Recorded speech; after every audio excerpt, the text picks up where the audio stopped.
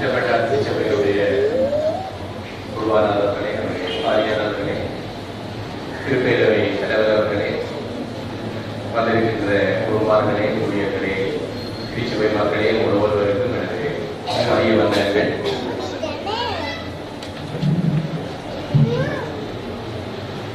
நூற்றி 43வது ஆண்டு நிறைவு விழாவை நீங்கள் கொண்டாடுகின்ற போது அதோடு இணைந்ததாக என்னையும் எனது மனைவியை நீங்கள் அழைத்து விதமான வரவேற்பை நீங்கள் தந்ததற்காக ஒவ்வொருவருக்கும் குடும்பத்தின் சார்பிலே நான் நன்றிகளை கூறிக்கொள்கிறேன்.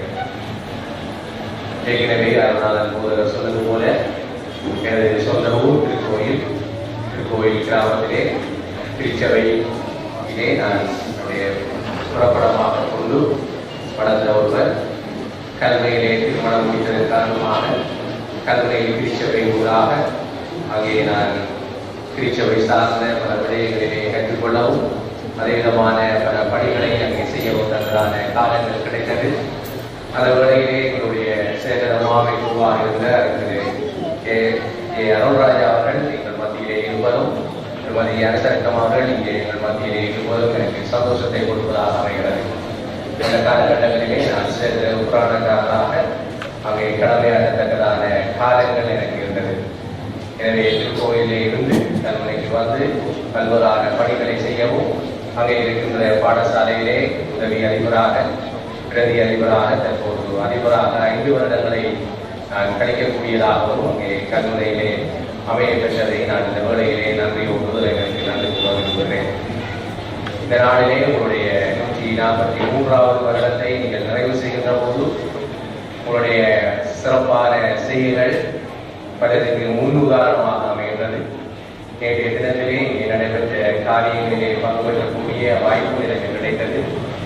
பல்வேறான திருச்சபைகளுடைய குருவானவர்கள் இந்த ஆராதனையிலே கலந்து கொள்ளத்தக்கதாகவும் சுயாதீன திருச்சபையை சேர்ந்தவர்களும் இந்த ஆலயத்திலே வந்து செய்திகளை பெறவும் இதை கலந்து கொள்ளவும் நீங்கள் வாய்ப்பை ஏற்படுத்தினீர்கள். அந்த அடிப்படையிலே இன்றைய காலகட்டத்திலே திருச்சபைகளுடைய ஒன்றிணைவு சம்பந்தமாக பலவிதமான முயற்சிகளை எடுத்துக்கொண்டு வருகின்ற போது அவ்வாறான முயற்சிகளுக்கு ஆதரவு அளிக்கின்ற ஒரு திருச்சபையாக உங்களுடைய திருச்சபை இருப்பதை நான் காணுகிறேன்.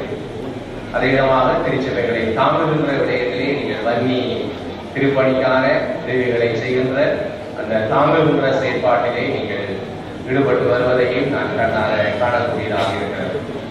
10 ஆண்டு நிறைவுகளை கொண்டாடுகின்ற, அதற்கு மேற்பட்ட வருடங்களை கொண்டாடுகின்ற இந்த வத்தலை திருச்சபையை இந்த ஜம்பெட்டா திருச்சபையின் ஊடாக நீங்கள் கட்டியெழுப்பி இருக்கிறீர்கள். அந்த வகையிலே உங்களுடைய நற்செய்தி பணிகள் பல்வேறான காலங்களிலே அதை உருவாக்கத்தக்கதான காலங்கள் கிடைத்திருக்கிறது. அடுத்தது ஞானராஜாவுடைய காலங்களிலே நீங்கள் வத்தலை திருச்சபையை தொடங்குவதற்கு அந்த காலங்கள் கொடுத்ததை நான் இந்த வேளையிலே நன்றியோடு கொள்கிறேன். அதே விதமாக நீங்கள் பணி செய்கின்ற முதலவத்த பகுதிகள், வெளியாகுட பகுதிகள், திருச்சபை மக்கள் அங்கே பல்வேறான செயற்பாடுகளிலே உங்களுடைய 133வது வருடத்தை நீங்கள் நிறைவு செய்கின்ற போது உங்களுடைய எல்லைகள் விஸ்தரிக்கப்பட்டிருக்கிறது.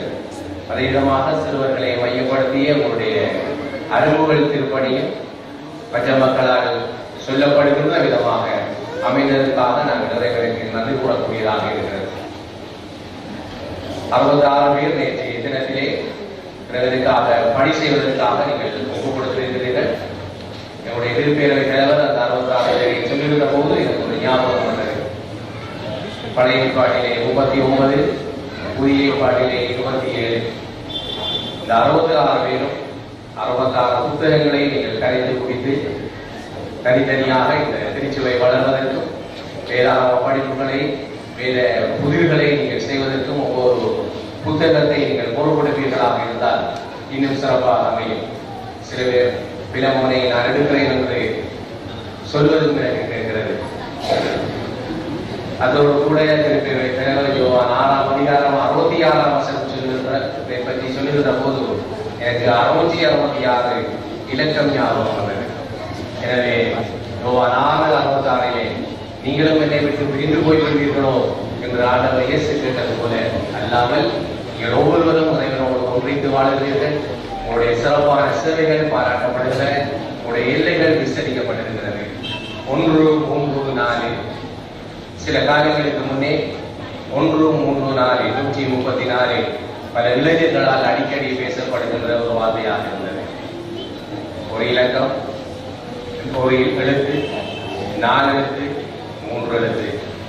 இப்போது அது ஒன்று இதயம் யூவாக மாறிவிட்டது. ஐ லவ் யூ என்று சொல்வார்கள். அதே விதமாக 1 4 3 143 வருடத்தை நீங்கள் கொண்டாடுகின்ற போது இறைவன் ஒவ்வொருவரையும் நேசிக்கின்றார் என்ற அர்த்தத்தோடு இந்த ஆண்டுகள் உங்களுக்கு ஞாபகத்தை சொல்றது என்று சொல்லி மீண்டுமாக இந்த விழாவிலே எங்களை அழைத்து நீங்கள் வாழ்த்துக்களை கூற அழைத்ததற்காக மீண்டுமாக நன்றிகளை கூறுகிறேன். உங்களுடைய போதலுக்கும் போதமாகவும் இருமல் வந்துவிட்டது என்று நான் நினைக்கிறேன். பல காலமாக அவர்கள் கஷ்டப்பட்டிருக்கிறார்கள். பாடுகின்ற போதும் இருமல் சத்தம் கேட்டது,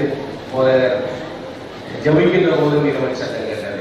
எனவே 2 பேரையும் இன்றைக்கு புறவே நீங்கள் வைத்தியசாலைக்கு அனுமதித்து அவர்களுக்கு சிறந்த சிகிச்சையை அடிப்பேர்கள் என்று சொல்லி எனது உரையை முடித்துக் கொள்கிறேன். நன்றி, வணக்கம்.